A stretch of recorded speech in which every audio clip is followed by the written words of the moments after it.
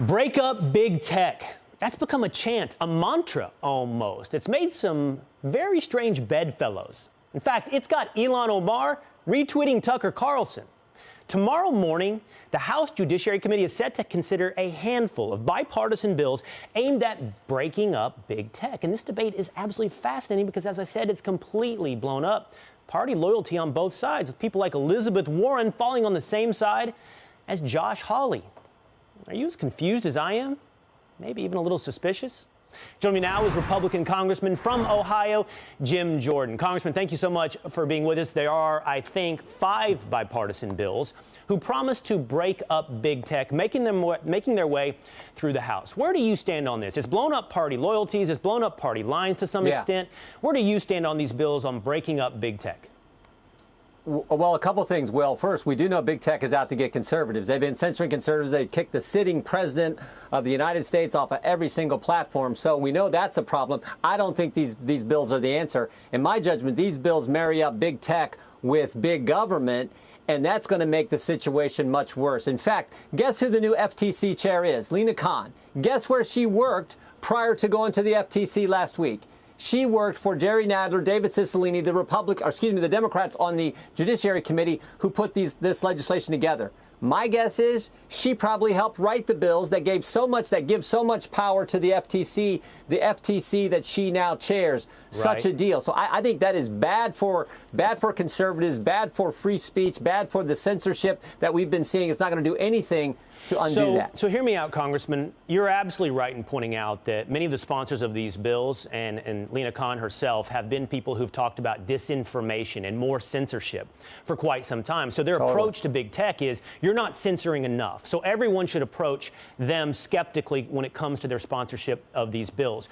But we as a people have no recourse with big tech as it is. We can't go to Google really and get anything done. We can't go to Twitter or Facebook and really get our censorship undone. Is the democratic process, even if right now in the hands of Democrats, but possibly someday in the hands of people who care more about free speech, is the democratic process not a check on these massive corporations?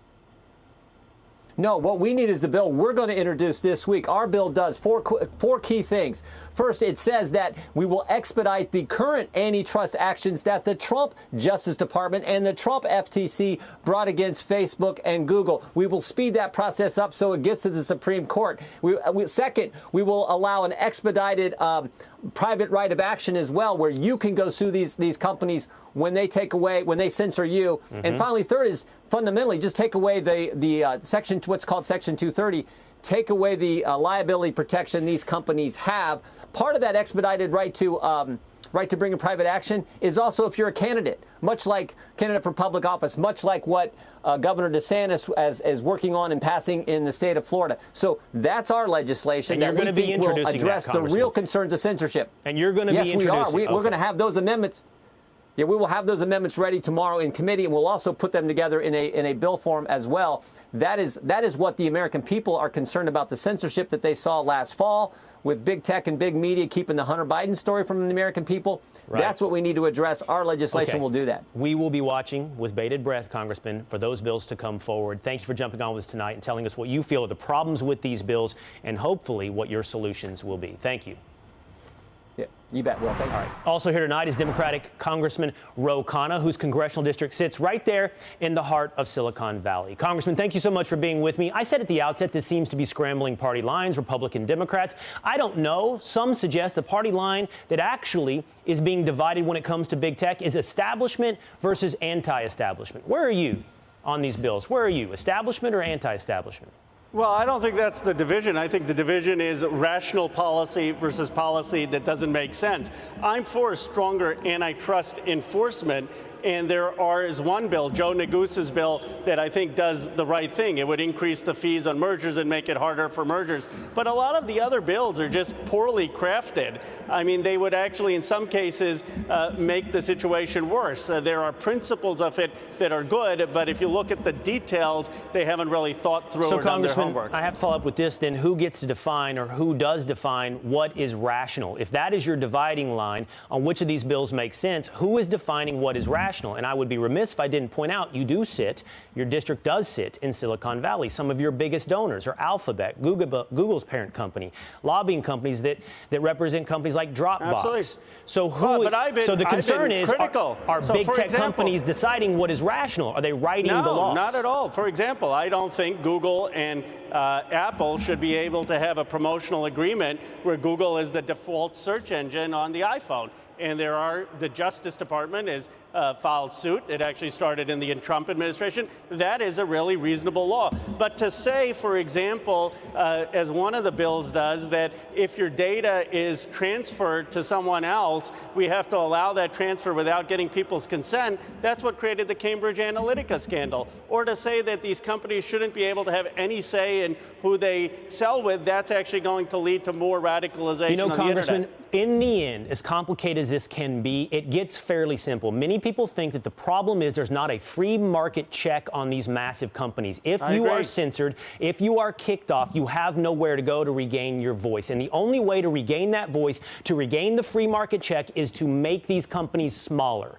to break them up, to take away their tangential businesses. Would you support reducing the size, breaking up these big tech companies? I think it depends on a case-by-case basis. I do support, for example, I think WhatsApp and Instagram shouldn't have been part of Facebook. And if there is ways to untangle it, I support that. I support having more social media forums. And I agree with you, the competition is the answer. Look, tomorrow, if you wanted to say Ro Khanna never comes back on Fox News, what is my recourse? I can't sue Fox News and say, have me on, but I can go on MSNBC or CNN or a lot of other channels. So the ultimate recourse is that we need more social media sites. And there is thoughtful legislation that could do that, and there's thoughtful action that can do that. I don't think some of these bills are actually going to do that. Well, they are seemingly the first attempt to technically do something to break up big tech. But there's a lot of people, as I pointed out, you and Congressman Jordan, who do not see that these bills are substantive good measures in moving that direction. They're not. Look at what Europe did. They did GDPR, and Google is more powerful in Europe today, and the tech companies are running circles around the European regulators. Part of our problem is we don't have people in Congress who truly understand tech, and so tech runs circles around them. All right, Ro Khanna, thank you so much for jumping on with us tonight. Hey, Sean Hannity here. Hey, click here to subscribe to Fox News YouTube page and catch our hottest interviews and most compelling analysis. You will not get it anywhere else.